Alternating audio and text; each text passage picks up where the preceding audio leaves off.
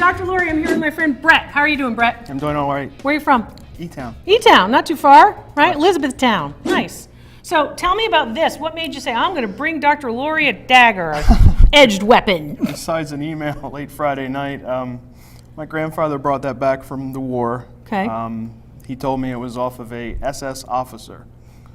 So he's in World War II, somewhere in the European theater. He's in Germany or France, Italy, somewhere in that neck of the woods, right? Germany and France. Okay, so you know he's in Germany and France. Has your grandfather, this veteran, passed away at this point? No, he has not. God bless him. Wow, that's wonderful. That's wonderful. He will be 93 this June. Oh my gosh, that's wonderful. So he remembers this particular piece. He believes it came off an SS officer or a Nazi officer. The only things he will say about the war... And this is true of most veterans, of course, of wars. Yes, they don't talk a lot about it. That's the only thing he said, and that was 20 years ago. Okay, and there's not a lot of conversation about it. That's understandable. No. My father was in the Pacific. He didn't want to talk about it either, and as you know, you wouldn't probably want to. Okay, so here's what you've got. You have the scabbard, and you also have the edged weapon. And let's talk a little bit about this. So it's in beautiful condition. Excellent condition even. And this particular piece has a lot of elements that most of us will, of course, recognize. I'm going to hold it up that way. First of all, you're going to see, of course, the German nationalist symbol of the tilted, of course, swastika, right? Right there. And then you're also going to see markings on the blade. The blade is in very nice shape, pretty sharp still, right? Have you done anything to the blade? Oiled it or anything? I have not. Maybe you haven't done anything like that? Little WD-40. Once in a while? Yeah.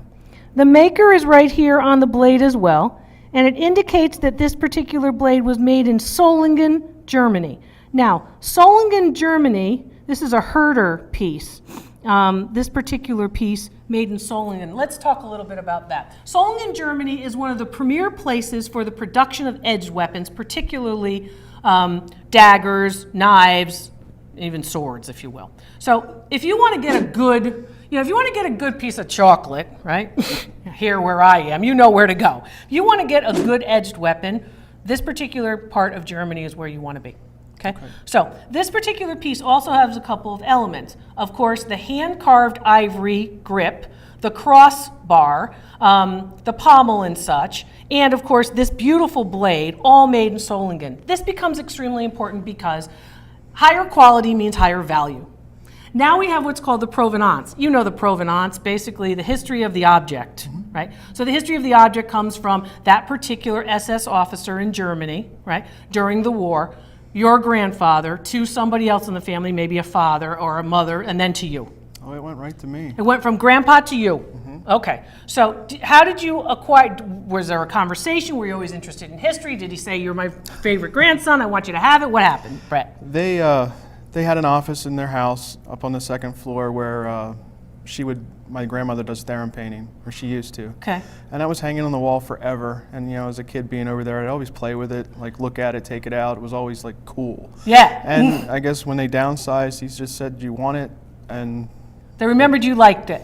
Yeah. Yeah. What's cool about it to you? Like, think back to your childhood. What was cool about it? It was a sword. It was a sword. As a kid, it was a sword. Okay. And then, was it because it had, these materials, this particular portion is really quite beautiful, as well as very well made. And that's one of the tips that would say, okay, this is a higher ranking person than, of course, your general infantry soldier who would have some kind of dagger just to sort of save themselves. This is going to be in use, though. This isn't just a presentation piece either. Okay. So this particular piece has a market value. How much do you think it's worth? I have no idea. No idea at all? Could be worth $1 million, could be worth $10? You have an idea. What's your idea? Honestly, I don't. Right now, it's just something my grandfather brought back to me. No idea at all. You couldn't put a dollar amount on it. No. If I said $1 million. Do you want to buy it? No, I don't buy anything. Let's talk about that. He's quick to think, oh, every appraiser is a buyer. If your appraiser wants to buy your object, they're not telling you the truth about how much it's worth, period, right? Because if I wanted to buy it, I wouldn't tell you that it was worth a lot of money. I'd tell you it's not worth that much, wouldn't I? To try to get it for a low price, right? But everybody thinks, oh, you're an appraiser, oh, you're doing that. Okay, your honest appraisers are not also dealing these objects. And remember, this particular piece is a piece which has a lot of value, actually, probably to the tune of about You have no idea? None. I keep saying you have no idea because I would think he has some idea. Because if I said it's worth $1 million, I would think you wouldn't believe me. That I wouldn't believe. Right. So you do have an idea, right? Okay. Okay, Brett. This particular piece is worth about $1,500, and others are out there. I do think it was from a ranking officer, if you will, but not relatively high ranking. So value on this about $1,500, and that includes about a $250 value for, of course, the matching scabbard. All right. Thanks for bringing it in. I'm very happy that it's staying in the family. It's a wonderful World War II collectible.